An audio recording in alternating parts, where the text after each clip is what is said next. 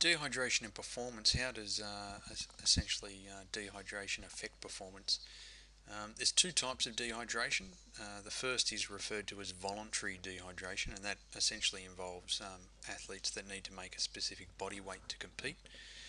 At the moment, interestingly, there's equivocal findings as to the effect on performance from being dehydrated prior to competition. So, some evidence suggests that there is no great resultant decrease in performance in muscle strength or power when athletes experience up to 3% dehydration. When anaerobic tasks take longer than 30 seconds, there is some evidence, however, of performance decrements. Um, Performance decrements are largely due to a decrease in potassium at the muscle site and an increase in muscle temperature. Um, the other type of dehydration is obviously involuntary, and this is essentially what most athletes experience during exercise, and this is what you would expect to find on in most occasions or on most occasions with athletes. Um, the effects of involuntary dehydration is more likely to occur during warm, humid conditions. That kind of makes sense. And some research shows that athletic performance, particularly aerobic performance, is maintained during cold environments. And there's a number of physiological reasons why dehydration causes a decrease in aerobic performance. The most obvious one being a decrease in blood plasma volume, which, as a result, less blood volume going back to the heart, you have a decrease in cardiac output.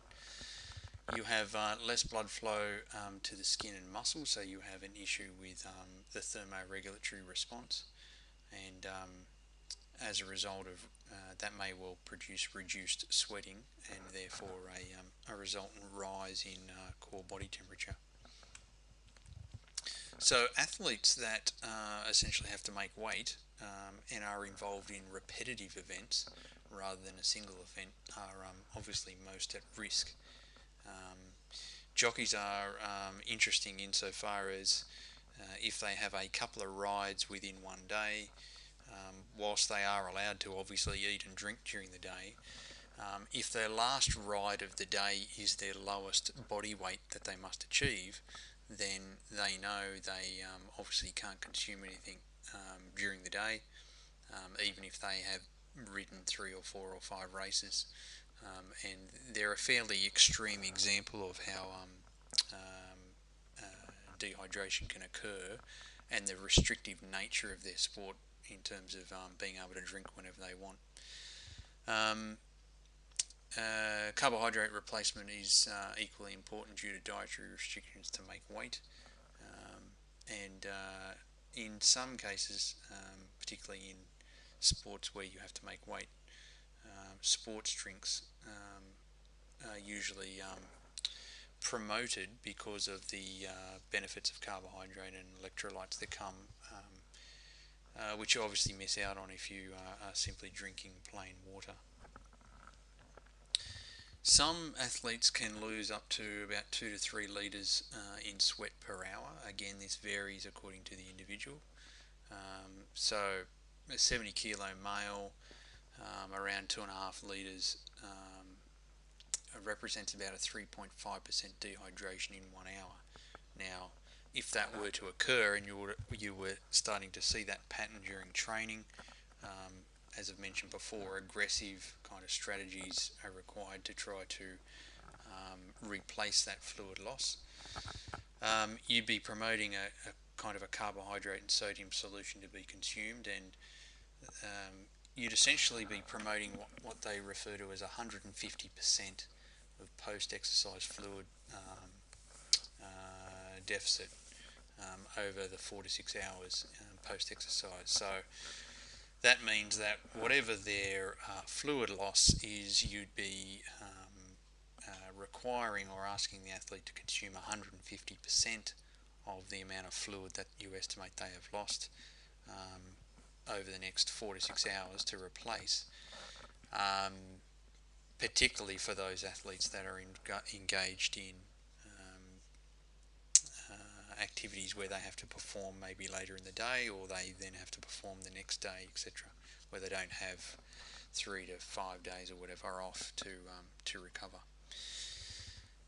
Sports drinks are an interesting industry insofar as they make a lot of claims as to their benefits, and I've put a couple of quotes here from a range of some of the major sports drink brands. In the latest figures we have are from 2006, and in 2006 there was 21 million litres of sports drinks were consumed.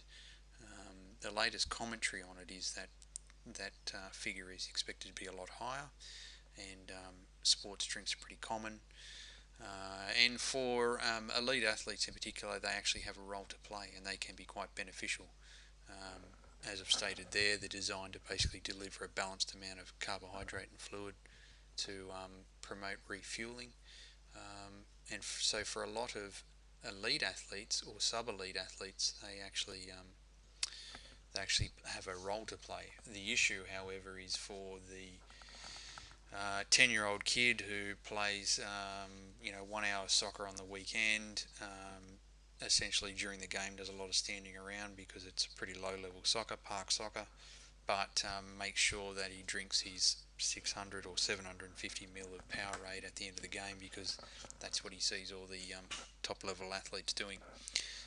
That's where it's a concern, because if we actually compare, and I've got a whole list here of some main products of sports drinks. If we compare two of them, and I've picked out Gatorade here and Powerade, using comparable sizes, so say 600 mils, we can see that Gatorade contains 9 teaspoons of sugar and about 12% of our daily sodium requirements in every bottle. So for the example I've given about the kid who plays recreational soccer, they are essentially consuming what is a very salty and a very sugary drink. Now the sugar is added to mask the salt taste. Powerade in this particular example is at least a little bit more of a healthy option with only 4 teaspoons of sugar, if you could consider 4 teaspoons of sugar to be a healthy option, and about 7% of sodium RDI. As I've said, sports drinks are encouraged in elite athletes or athletes involved in high intensity exercise, particularly those kind of lasting more than an hour. They shouldn't necessarily be encouraged in children because of those, as I've mentioned, the high content of sugar and sodium that are in them. General recommendations with regard to hydration. There's some evidence to suggest that hyperhydration, and I've mentioned this previously, which is an increase in fluids by voluntary ingestion prior to an event, may actually help delay the onset of dehydration.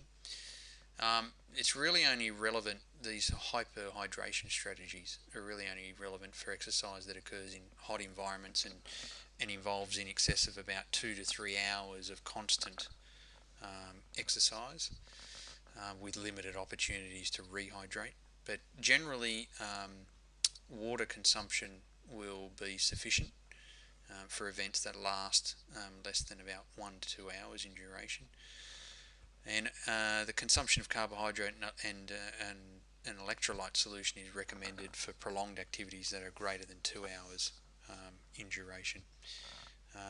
And adequate rehydration is obviously recommended post-exercise. And as I've mentioned before, easiest way to do it is to simply get the athlete's pre and then post exercise body weight and factor in what volume of fluid has been consumed during exercise to get some sort of indication of what their fluid loss really is.